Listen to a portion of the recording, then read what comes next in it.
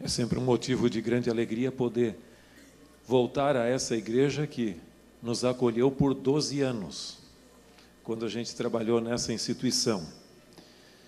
E, especialmente numa circunstância como esta, que é o 10º simpósio universitário adventista.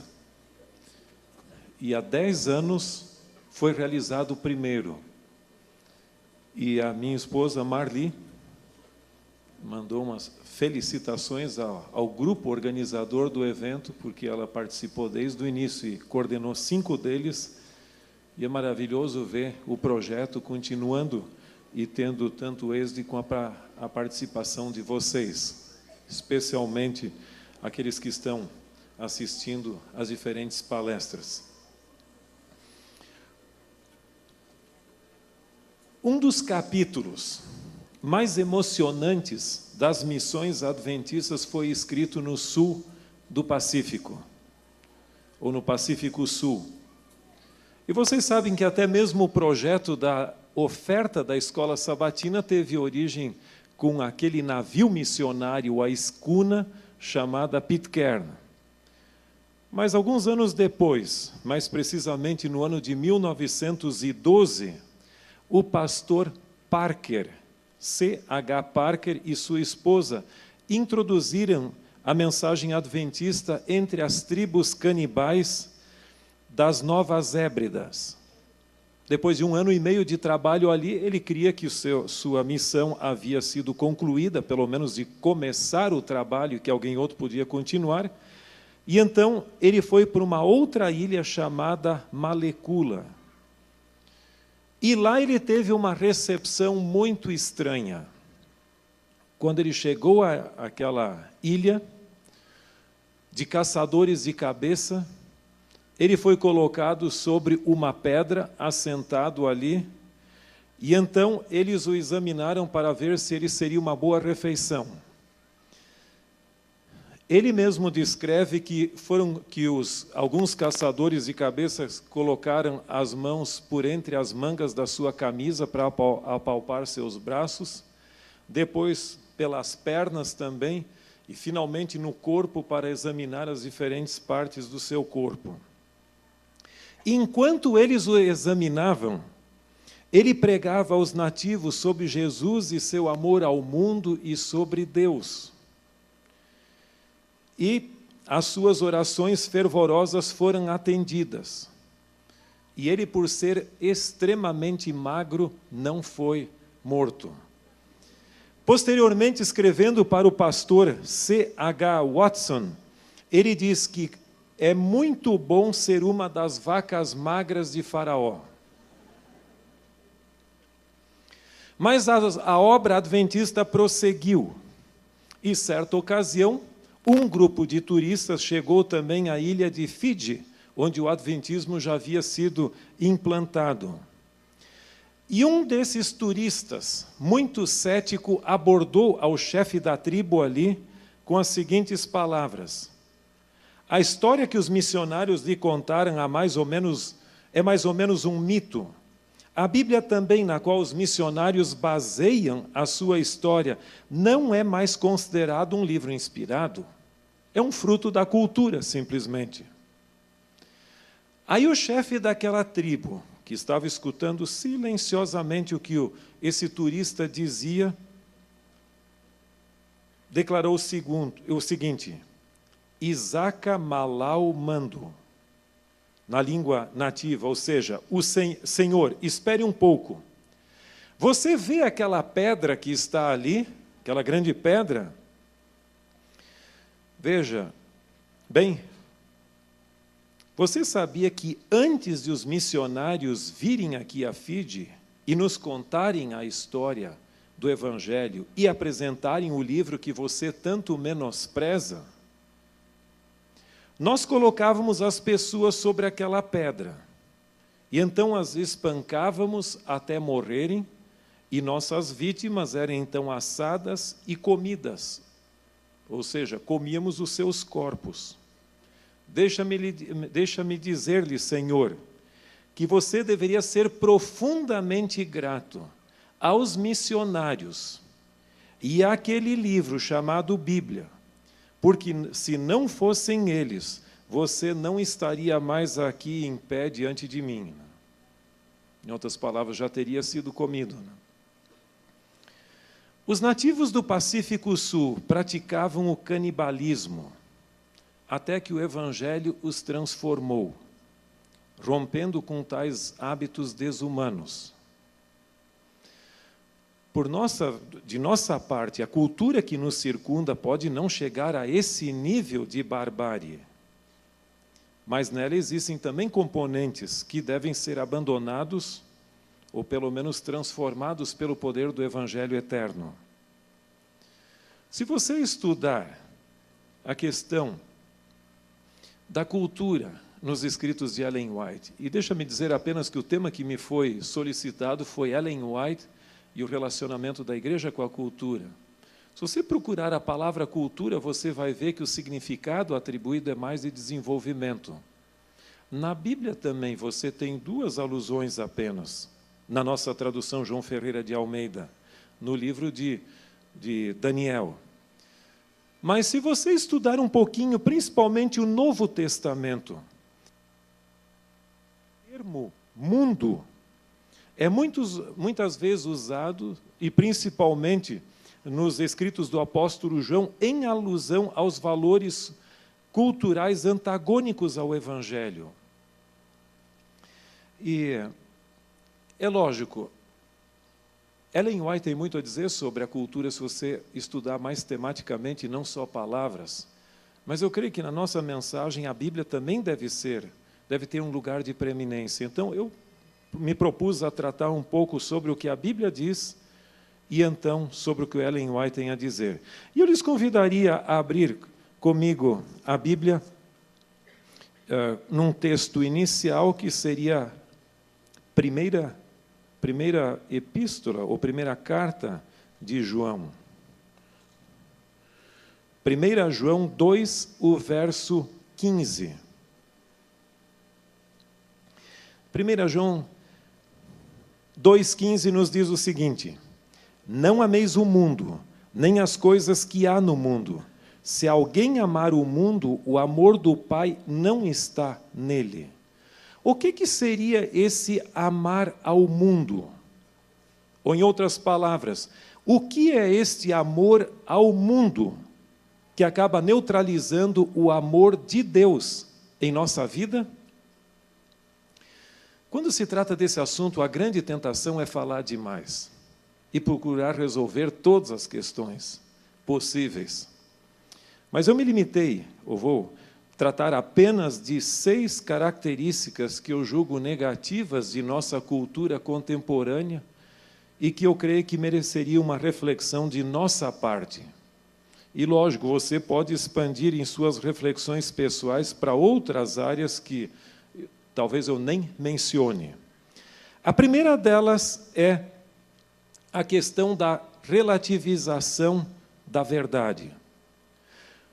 Usando as palavras do apóstolo Paulo, eu diria que nosso mundo hoje tem muitos deuses e muitos senhores, entre os quais podem estar outras pessoas, o meu conhecimento pessoal, os meus diplomas, o meu currículo, o meu trabalho, inclusive eu mesmo.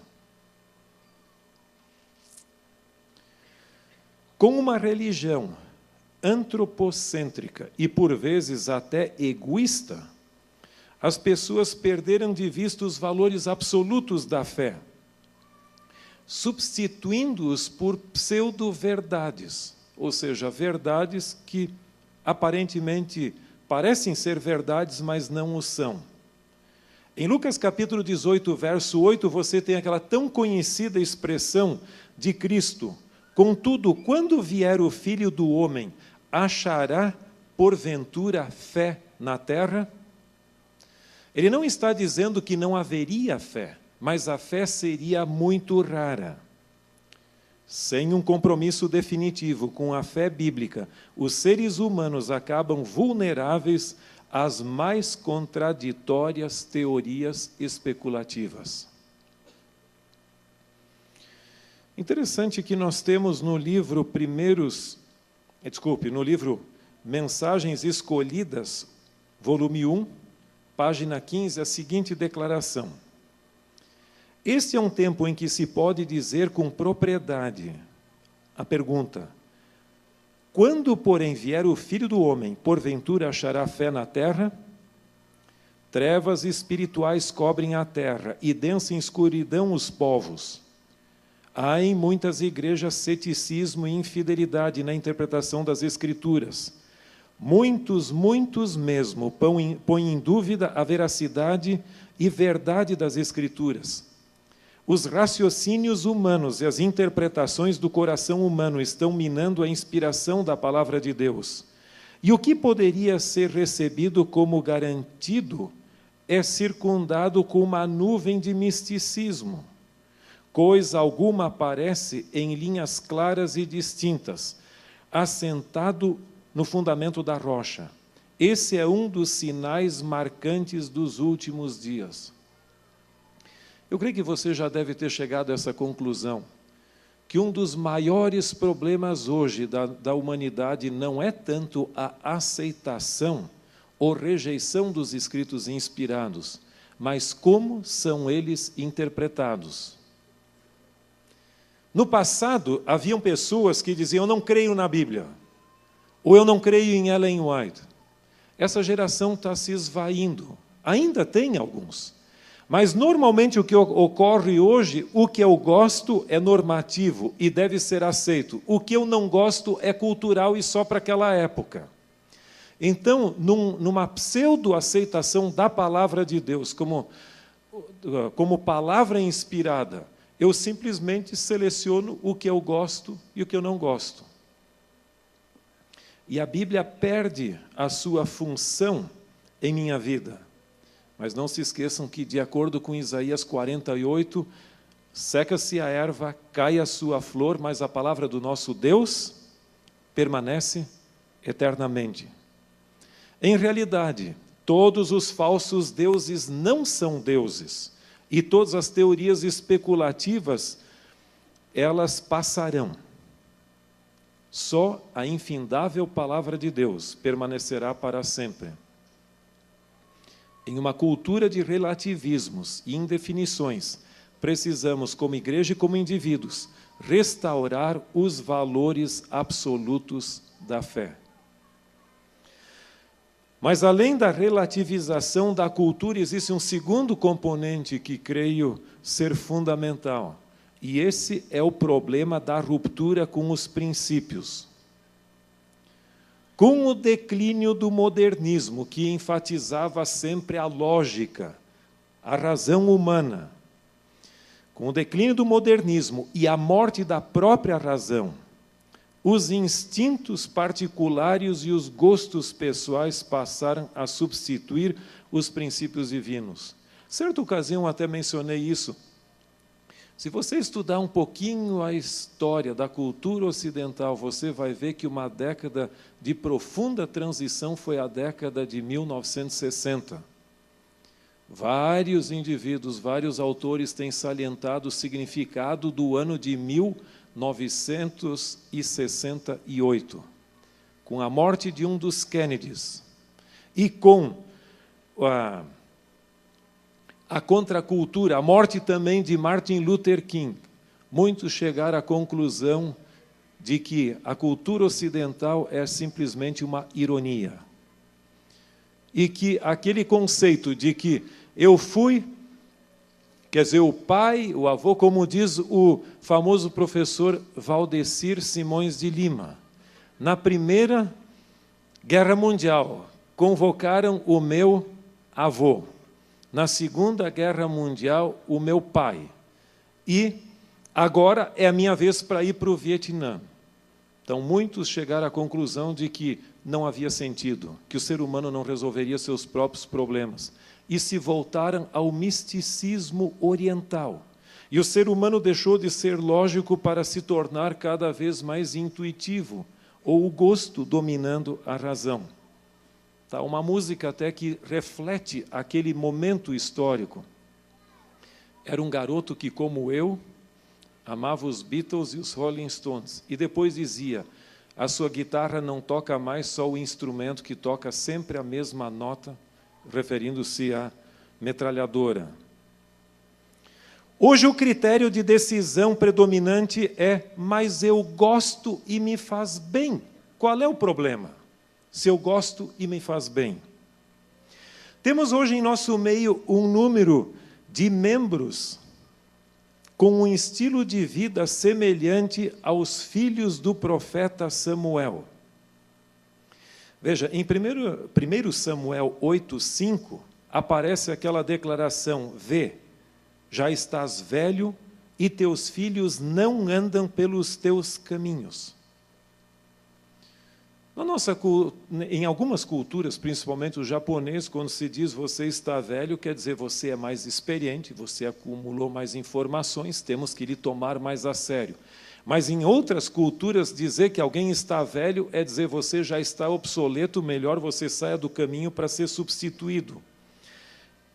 E nesse caso aqui dá a impressão que era esse exatamente o intuito dos anciãos que abordaram a Samuel.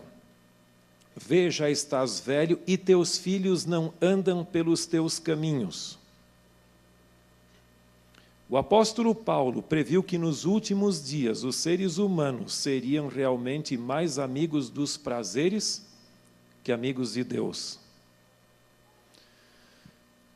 Se você estudar um pouquinho o Espírito de Profecia, você vai ver que uma das declarações mais trágicas da senhora White, você encontra em Testemunhos para Ministros, página 472 e 475.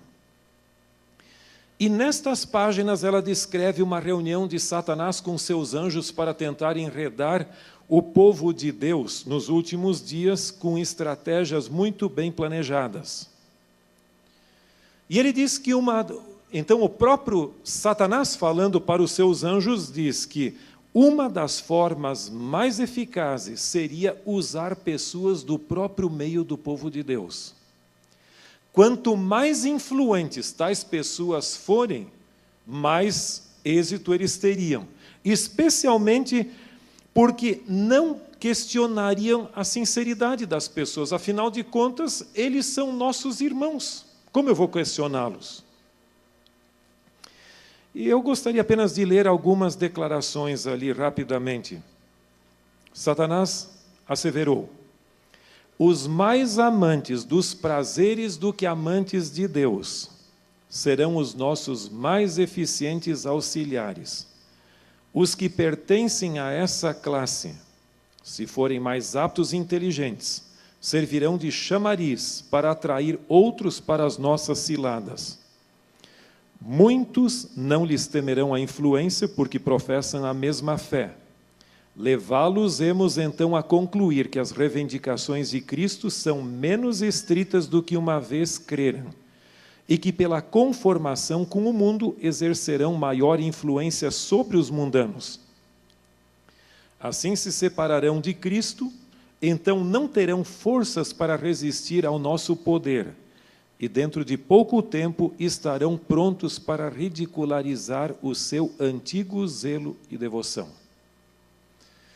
Então, em outras palavras, aqui nos é dito que indivíduos mais amantes dos prazeres do que amantes de Deus, se forem pessoas de influência, poderão exercer maior influência negativa sobre os crentes. E vão chegar à conclusão de que, no passado, eu era muito radical, fanático. Agora que eu estou encontrando a liberdade em Cristo. E se você avaliar um pouco no nosso meio, quantas coisas que no passado nós considerávamos pecado, hoje não são mais. Uma vez eu até cheguei a dizer aqui, nessa igreja, um sábado pela manhã, de que nós temos hoje cerveja sem álcool, café descafeinado e pecado despecaminado. A pergunta é a seguinte: será que no passado eu fui muito radical ou hoje eu estou menos comprometido? Ou mais descomprometido, como você quiser. Há um desenvolvimento natural das coisas, mas esse desenvolvimento normalmente traz também uma perda de identidade e de compromisso. Em uma cultura que substitui os princípios divinos pelos instintos particulares e os gostos pessoais, como igreja e como indivíduos, precisamos voltar a ser o sal da terra e a luz do mundo, e como disse o próprio Cristo, para que vejam as vossas boas obras e glorifiquem o vosso Pai que está nos céus. Em terceiro lugar, além da questão da relativização da verdade, da ruptura com os princípios, nós vivemos em um mundo com uma marcante veneração das celebridades. No século XX, o desenvolvimento dos meios de comunicação de massa criou a indústria da fama e gerou a era das celebridades. O espetáculo é hoje uma espécie de religião, na qual as celebridades são famosas por ser famosas, explodem de um dia para o outro e o público as adora. Eu estou usando até uma linguagem aqui da revista Veja, que uma vez um artigo de capa já faz um bom número de anos, falando sobre esse assunto, e dizendo, e o público as adora. A mídia forma as celebridades. Às vezes é dito, esta é a mulher mais bonita do Brasil. Quem disse isso? Muitas das mulheres nem se submeteram a esse tipo de critério ou avaliação, talvez a maioria delas. Mas daquelas que estão ali, ok. Este é o melhor jogador. A mídia projeta pessoas e derruba pessoas também. Agora, o incrível é que, entre as celebridades, os hábitos pessoais, a forma de vestir e o gosto musical delas acaba influenciando toda uma geração de admiradores. A nossa identidade pessoal é engolida pela pseudo-identidade desses indivíduos, ali da mídia. Mesmo sendo esse um fenômeno moderno, nós devemos lembrar que já nos dias de Cristo havia essa dificuldade. E se você tiver a sua Bíblia, vamos abri-la em João, o Evangelho de João, capítulo 12, e o verso 43. Esse é um texto que eu creio que deveria nos levar a uma reflexão individual. O Evangelho de João, capítulo 12, começando pelo verso 37. E embora tivesse feito tantos sinais na sua presença, não creram nele.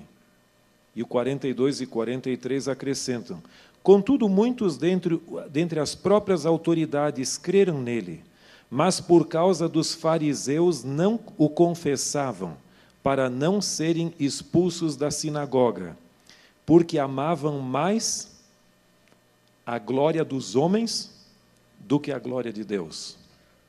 Você sabe que nem sempre o aplauso humano é sinônimo da aprovação divina? Mas muitas vezes nós gostamos do populismo e da aprovação humana. E muitas pessoas vendem a sua alma com facilidade, deixando de lado, ignorando a glória de Deus. Mas em Jeremias capítulo 9, verso 23, Jeremias 9, 23 e 24, e aqui você tem um texto que eu creio que é fundamental, como um moto para a sua vida e para a minha, e para cada um de nós. Você sabe que todos somos pecadores carentes da graça de Deus e precisamos melhorar em muitas coisas. Mas aqui tem um texto muito importante. Jeremias 9, 23 e 24. Assim diz o Senhor, não se glorie o sábio na sua sabedoria, nem o forte na sua força, nem o rico nas suas riquezas, mas o que se gloriar, glorie-se nisto, em me conhecer e saber que eu sou o Senhor, e faço misericórdia, juízo e justiça na terra. porque destas coisas me agrado, diz o Senhor. Aqui diz o seguinte: não se glorie o sábio na sua sabedoria, nem o forte na sua força, nem o rico nas suas riquezas.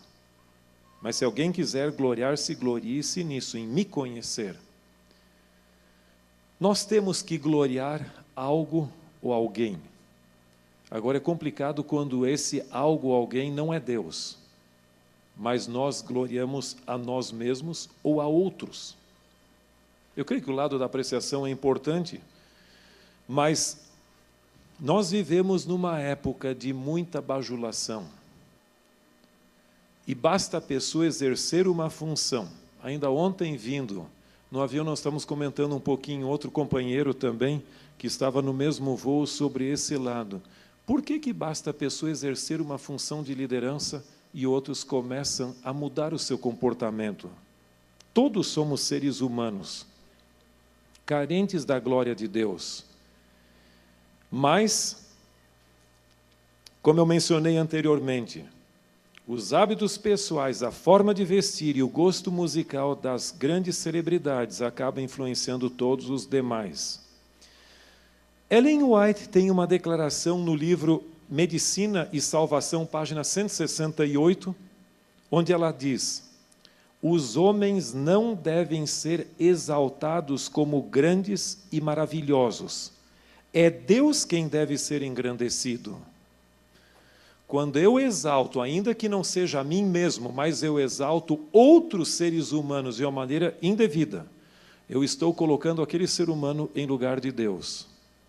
E nós temos hoje um grande número de heróis da mídia que estão ocupando o lugar que Deus deveria ocupar exclusivamente na vida.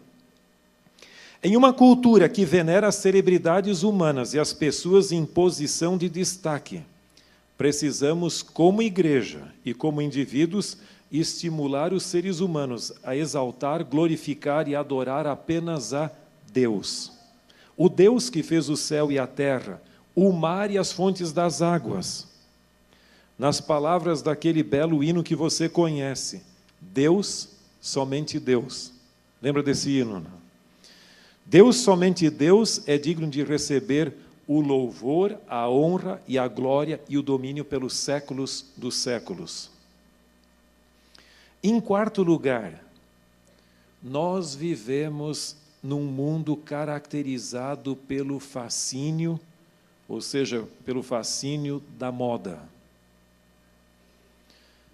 A veneração das celebridades tem dividido os seres humanos entre veneradores e venerados, ou venerados e veneradores.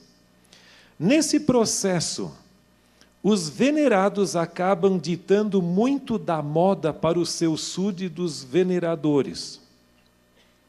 Eu até comentei um dia com a minha esposa que eu acho que nós temos um problema como igreja. Lá em São Paulo você tem aquilo que você já deve ter ouvido falar como é São Paulo Fashion Week. E nós, lamentavelmente, não temos uma Adventist Fashion Week, que podia nos dar a oportunidade de vez em quando poder desfilar na passarela. Mas como não temos, algumas de nossas festas de casamento e algumas formaturas e até mesmo alguns cultos de sábado acabam se transformando na única passarela a nós disponível. E para podermos desfilar a moda. Eu li uma vez um artigo muito interessante na seleção, eu acho que uma seleção antiga de 60, que falava sobre o status de chegar atrasado. Quando todos estão ali, eu entro, e se eu chegar a tempo, não sou percebido. Se eu chegar mais tarde, todo mundo vai ver que eu estou chegando ali. Mas, em realidade, isso não é um estímulo a chegar tarde. Eu acho que nós temos que ser pontuais.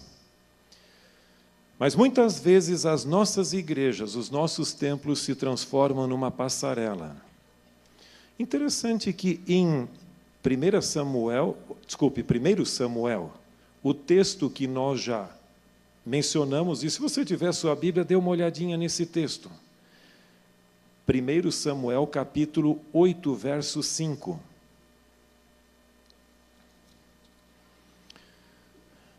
Vamos ler do verso 1 em diante. 1 Samuel 8, 1 a 5. Tendo Samuel envelhecido, constituiu seus filhos por juízes sobre Israel. O primeiro chamava-se Joel, o segundo Abias, e foram juízes em Berseba. Porém, seus filhos não andaram pelos caminhos dele. Antes se inclinaram à avareza e aceitaram suborno e perverteram o direito. Então os anciãos todos de Israel se congregaram e vieram a Samuel a Ramá. E lhe disseram: Vê, tu já estás velho, e teus filhos não andam pelos teus caminhos. Constitui-nos, pois, agora um rei sobre nós que nos governe, como o tem todas as nações.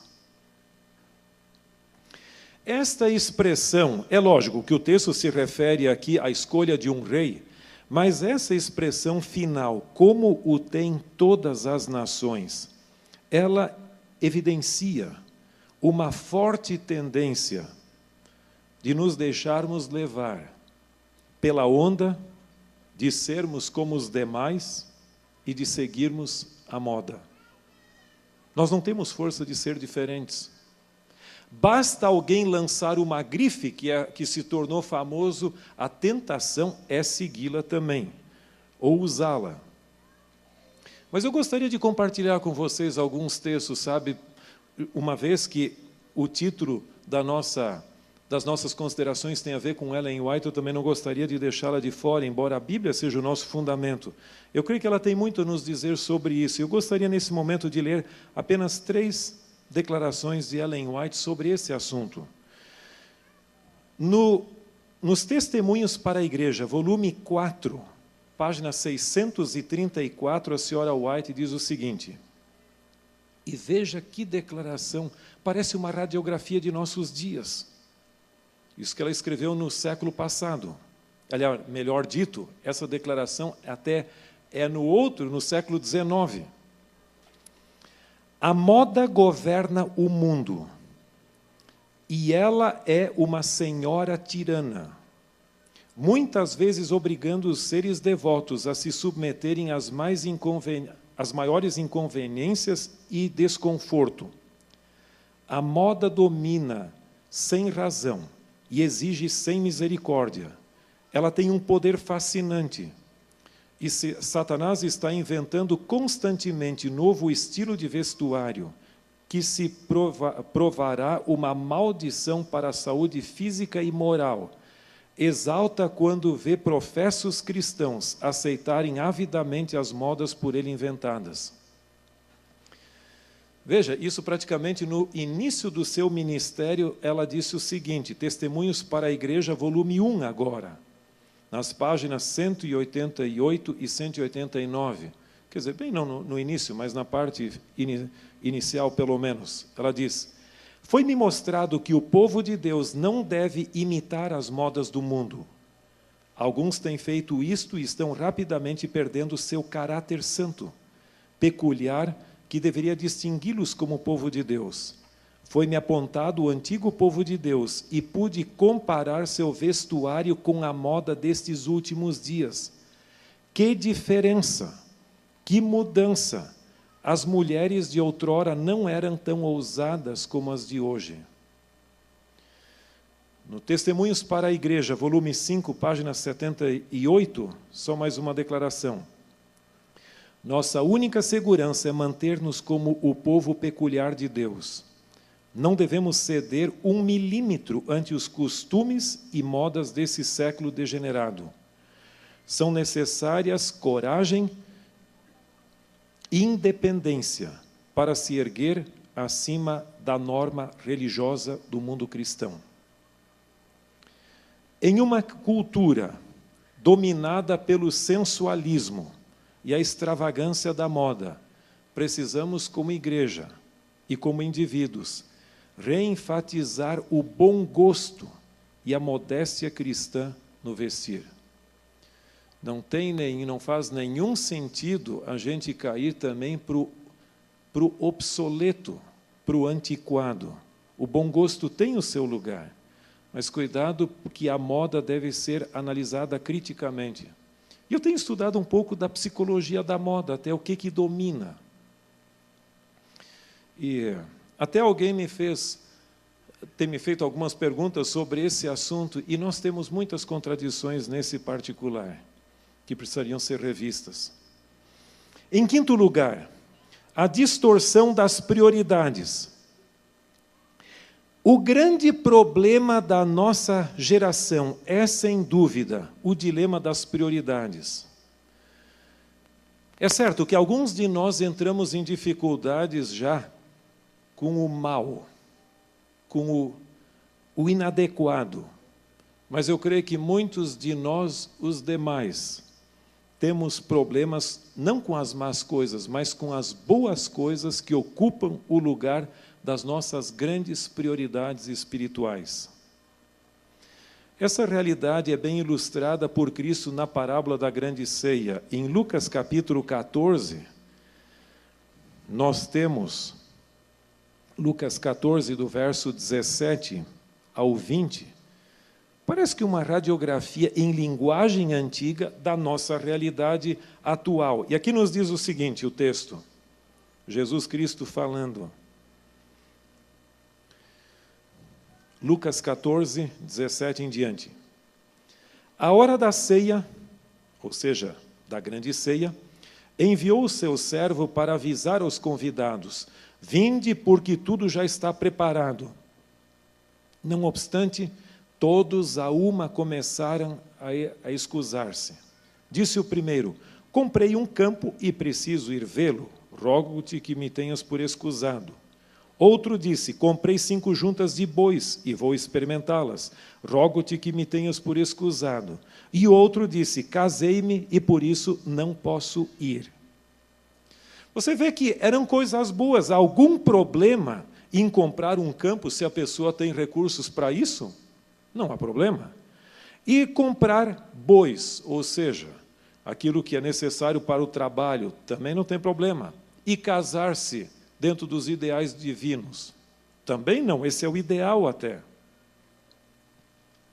Mas nesse texto aqui, você encontra nitidamente 3 atividades fundamentais da existência humana. A primeira delas é a aquisição de bens materiais. A segunda, o trabalho. E a terceira, as relações humanas. Todas muito importantes, mas ocupando o lugar das grandes prioridades da existência humana. A nossa grande prioridade é uma só: a salvação presente e eterna. Muitos de vocês vieram aqui para a escola para estudar, excelente. Outros trabalham aqui, outros exercem outras atividades e funções fora. Mas você tem uma grande razão de existir: é preparar-se para o céu. Todas as demais coisas, por mais importantes que são, elas são secundárias, por mais importantes que sejam. No livro Evangelismo, página 26, há uma declaração muito importante, que eu creio que também é uma descrição do que ocorre conosco em nossa cultura ocidental. Evangelismo, página 26, a senhora White diz: Satanás está ativamente em operação, para que os homens não tenham tempo para a meditação. Satanás os leva para uma rotina de frivolidade e busca de prazeres. Satanás opera com toda a sua arte e com os seus enganos para manter os homens marchando como cegos. O mundo inteiro parece estar em marcha para a morte. Não sei se ficou claro o ponto aqui. Você já viu qual seria a estratégia de Satanás nos últimos dias? Tomar conta do nosso tempo. Veja, para que os homens não tenham tempo para a meditação. E ele o faria com o quê? Com a busca de prazeres. Você já viu que praticamente toda a mídia é comandada em gerar prazer e divertimento? E o tempo de lazer é ocupado E nós não temos quase tempo para as nossas grandes prioridades espirituais. Dos sermões que eu vi uma vez, quando eu era estudante do ensino médio ainda, e foi pregado pelo pastor Mário Valente, o título era: Não tive tempo de ser um cristão. Senhor, eu tive que fazer isso, tive que dar conta das avaliações que os professores atribuíram ali, e das leituras, e mais disso, e mais daquilo, e do trabalho, etc., tudo bem, e eu não tive tempo de ser um cristão. Só que é um pensamento, uma vez eu estava numa pequena livraria, nem sei se existe ainda, em Arthur Nogueira, uma livraria pequenininha, católica, ali perto da rodoviária, e tinha um decalco que dizia o seguinte: não ter tempo para Deus é viver perdendo tempo. Em uma cultura pós-moderna e existencialista, com sérios problemas de definir suas prioridades, precisamos, como igreja e como indivíduos, buscar em primeiro lugar o reino de Deus e a sua justiça. Em sexto e último lugar, eu creio que um ponto que nós deveríamos reavaliar é o espírito competitivo. Nossa cultura ocidental capitalista se caracteriza por um forte espírito competitivo, que se manifesta em todas as estruturas de nossa sociedade.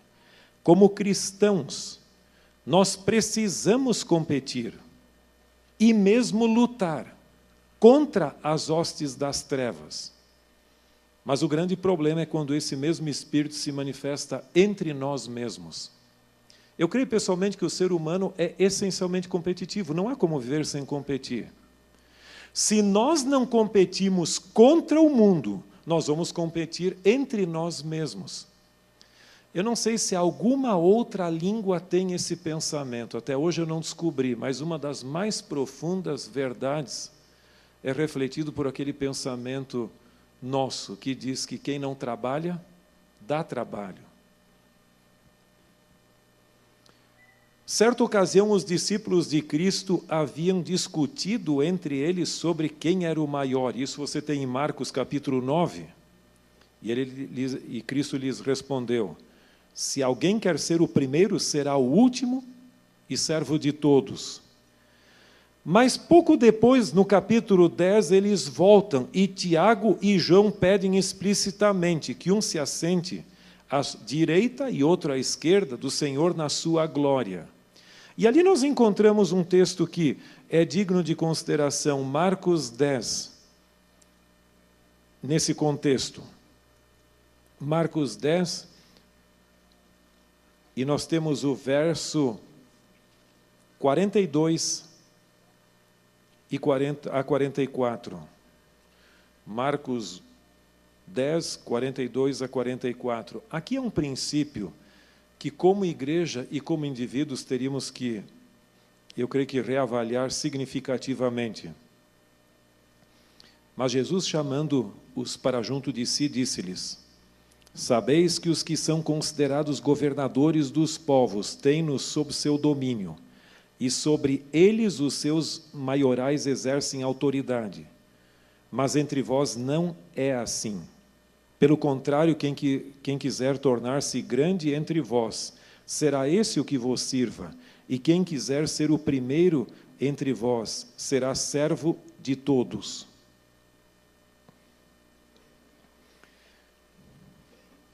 Ellen White adverte, no livro Educação 226, o plano de vida estabelecido por Deus tem um lugar para cada ser humano. Quão diversa é, porém, a grande parte da educação que hoje se dá, desde os tenros anos da vida de uma criança. Existe um apelo à competição e à rivalidade, que alimentam o egoísmo, a raiz de todos os males.